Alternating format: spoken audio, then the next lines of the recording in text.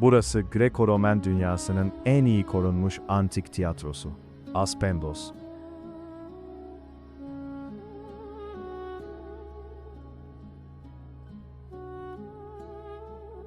Ancak bu taş yığınının arkasında sadece estetik bir başarı değil, bugünün teknolojisiyle dahi yarışan bir mühendislik ve matematik dehası yatıyor.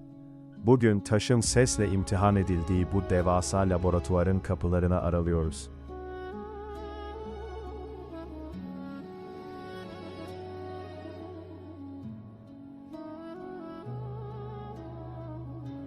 Milattan sonra 2. yüzyıl. Roma İmparatoru Marcus Aurelius dönemi. Şehrin yerlisi olan mimar Zeno, Theodoros'un oğlu, adını tarihe kazıyacak bir görev üstlendi.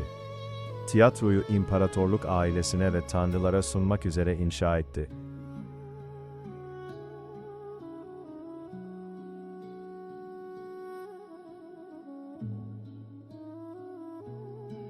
Yapı, 96 metre çapındaki devasa gövdesiyle 7.000 ile 13.000 arasında seyirciyi ağırlayacak kapasitedeydi.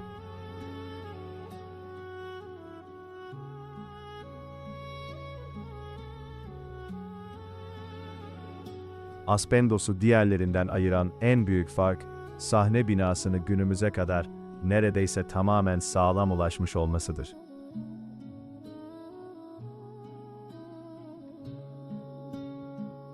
Bu devasa duvar, sadece görsel bir şölen değil, kusursuz bir ses yansıtıcı levha vazifesi görüyordu.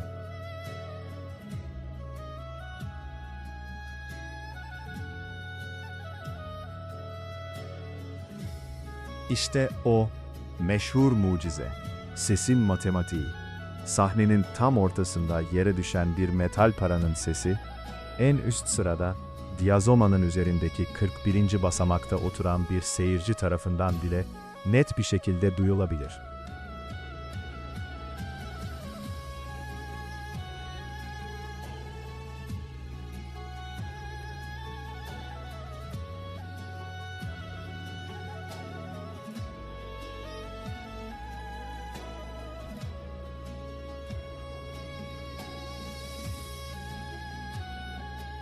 Zeno, bu akustik başarıyı sağlamak için mimariyi matematiksel bir hassasiyetle kurguladı. Seyirci koltuklarının kavea, dik eğimi, sesin engellere takılmadan yükselmesini sağlıyordu.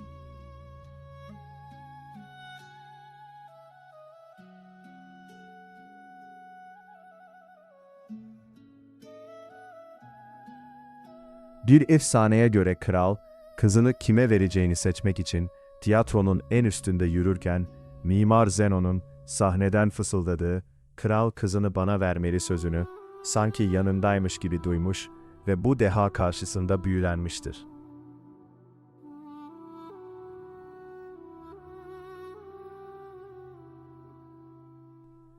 Ancak Aspendos'un sırrı sadece geometride değil, kullanılan malzemenin kendisinde de gizli. Araştırmalar, oturaklarda kullanılan kireç taşının akustiği kusursuzlaştırdığını gösteriyor.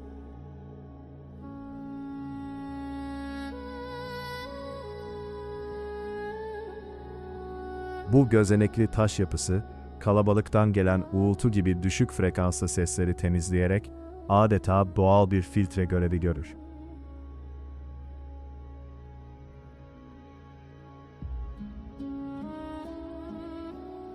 Sonuç olarak, binlerce kişilik kalabalığın yarattığı gürültü emilirken, sahnedeki sanatçının sesi kristal netliğinde en arka sıraya kadar ulaşır.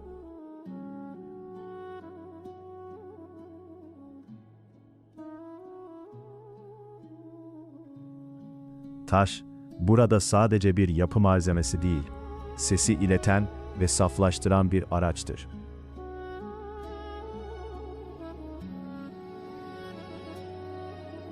Zeno'nun matematiği, bugün hala Uluslararası Aspendos Opera ve Bale Festivali'ne katılan binlerce kişiyi büyülemeye devam ediyor.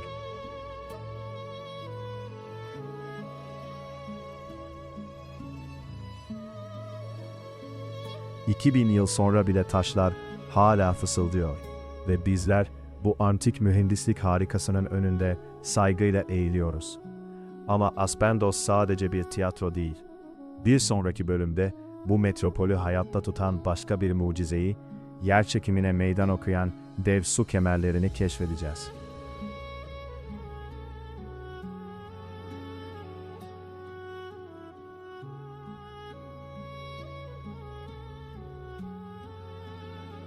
Aspendos'un kalbi tiyatroda atıyorsa, vücudu bu devasa kemerlerle hayata tutunuyordu.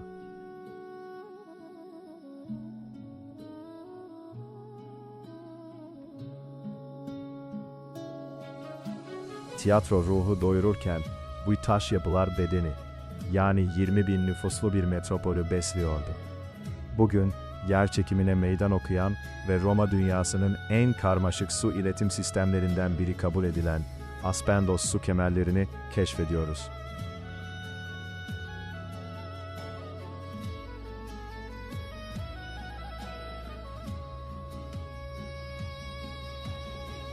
Su, şehre yaklaşık 15-25 kilometre uzaklıktaki Gökçeler ve Pınarbaşı kaynaklarından geliyordu.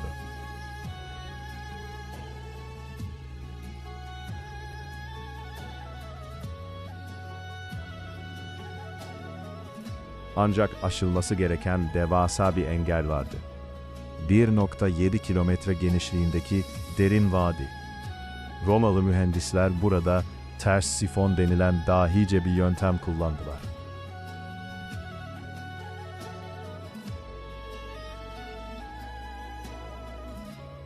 Su, vadi tabanına büyük bir hızla indiriliyor, oluşan basınç sayesinde yaklaşık 30 metre yüksekliğindeki kulelere tekrar tırmandırılıyordu.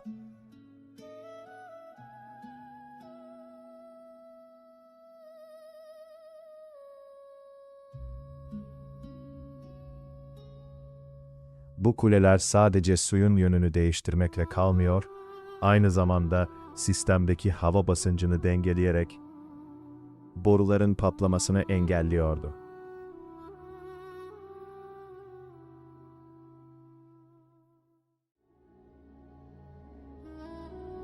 Aspendos su kemerleri, dünyaca ünlü Segovia ve Pont du Gard gibi yapılarla kıyaslansa da, onları eşsiz kılan şey, bu denli iyi korunmuş ters sifon kulelerine ve taş borulara sahip tek örnek olmalarıdır.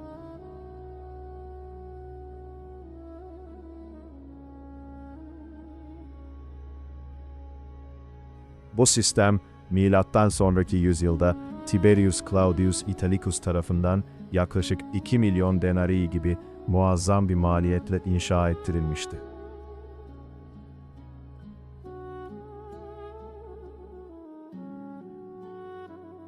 Binlerce yıl öncesinin tozlu sayfalarında bir hikaye anlatılır. Aspendos kralının dünyalar güzeli bir kızı vardır ve kral onu şehrine en büyük hizmeti yapacak kişiyle evlendireceğini duyurur.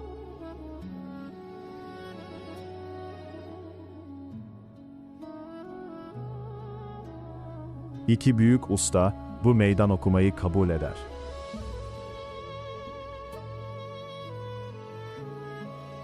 Birisi, şehre kilometrelerce öteden hayat taşıyan devasa su kemerlerini inşa eder. Diğeri ise dünyayı hayran bırakan bu tiyatroyu yükseltir. Kral, su kemerlerini gördüğünde, bu şehrim için en büyük hayırdır diyerek kızını ona vermeye meyleder.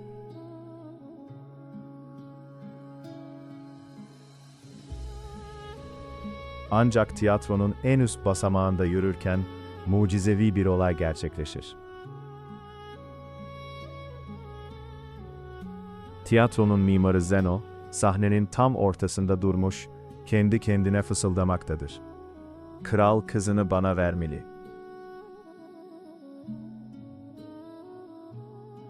Tiyatronun kusursuz akustiği sayesinde bu fısıltı, yüzlerce metre yukarıdaki kralın kulağına, sanki mimar yanındaymış gibi ulaşır.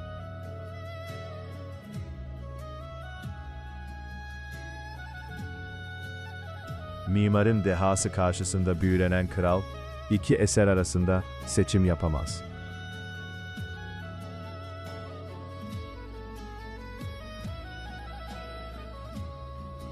Efsanenin en karanlık ve hüzünlü kısmına göre kral, kızını keskin bir kılıçla ikiye bölerek her iki mimara da birer parçasını verir.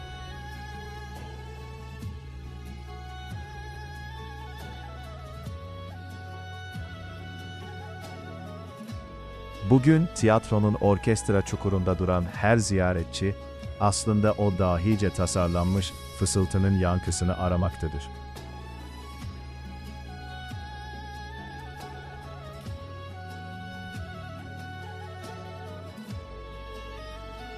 Efsanelerin ötesindeki gerçek tarih ise M.Ö. 2. yüzyıla İmparator Marcus Aurelius dönemine dayanır.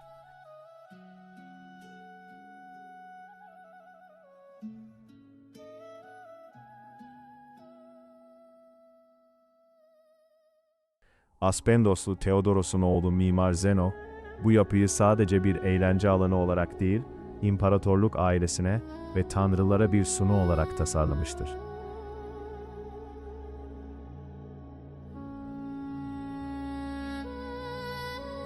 Yaklaşık 7.000 ile 13.000 kişiyi ağırlayabilen bu devasa kavea, Roma dünyasının mimari birliğinin en somut örneğidir.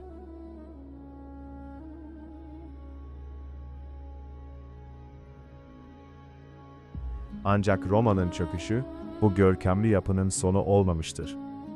13. yüzyılda Anadolu Selçuklu Sultanı Alaaeddin Keykubat, bu antik devin önünde durduğunda, onu yıkmak yerine korumaya ve kendi kültürüyle harmanlamaya karar verir.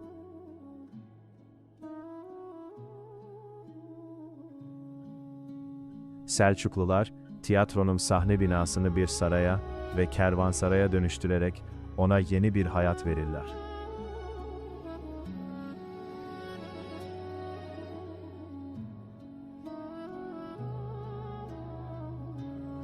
Bugün hala sahne binasının iç ve dış yüzeylerinde görülebilen kırmızı zigzag boyamalar ve çini parçaları, Roma ihtişamının üzerine eklenmiş Selçuklu zarafetinin imzasını taşır.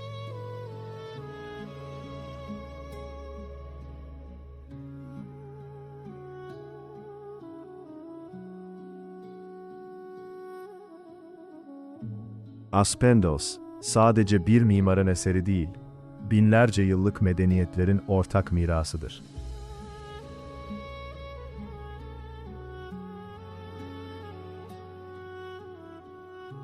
Roma'nın mühendisliğiyle Selçuklu'nun koruyucu ruhunun birleştiği bu kutsal topraklar, hala yaşayan bir tarih sunmaktadır.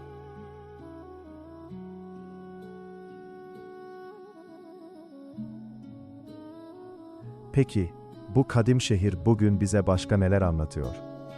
Toprağın altındaki yeni keşifler, 2025 yılında bulunan Hermes heykeli ve Yaşayan Sanat Festivali ile Aspendos'un bugüne bakacağımız son bölümde buluşmak üzere.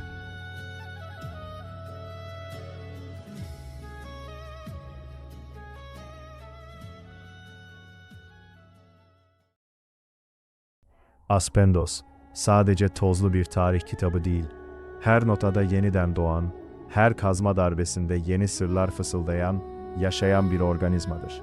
2000 yıl önce imparatorlara sunulan bu sahne, bugün modern dünyanın sanat elçilerini ağırlıyor.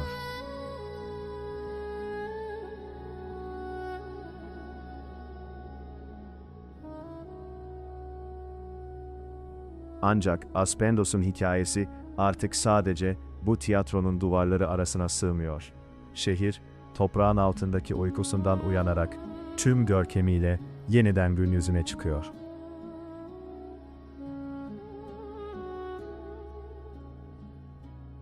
...1994 yılından bu yana düzenlenen ve 1998'de uluslararası bir kimlik kazanan Uluslararası Aspendos Opera ve Bale Festivali, antik kenti dünyanın en saygın sanat merkezlerinden biri haline getirdi.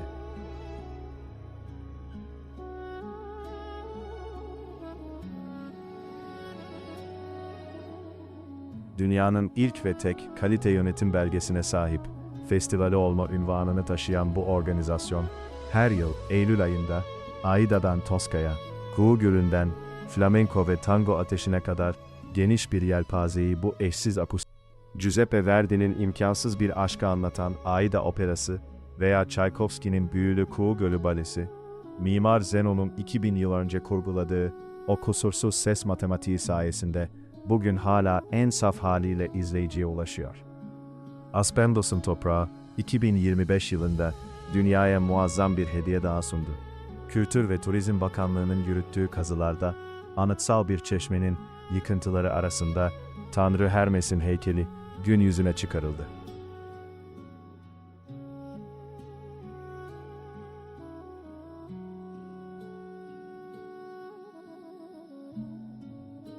Roma İmparatorluk dönemine tarihlenen 1,65 metre boyundaki bu mermer şaheser, elinde para kesesi ve asasıyla, yanında ise Sadık Koçu'yla tam 2000 yıl sonra yeniden gün ışığına kavuştu.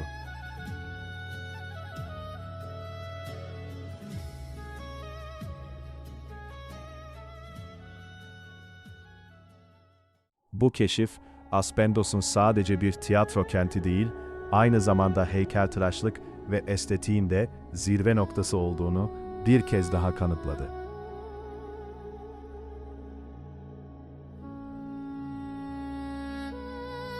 Şehirdeki kazılar, aşk tanrıçası Afrodite, doğa tanrıçası Artemis ve adalet sembolü Nemesis gibi figürlere ait yeni buluntularla genişliyor. Bazilika'dan Odeon'a, Nimfaion'dan geniş caddelere kadar uzanan bu dev metropol, ziyaretçilerini sadece bir sahneyi izlemeye değil, Roma dünyasının tüm katmanlarını deneyimlemeye davet ediyor.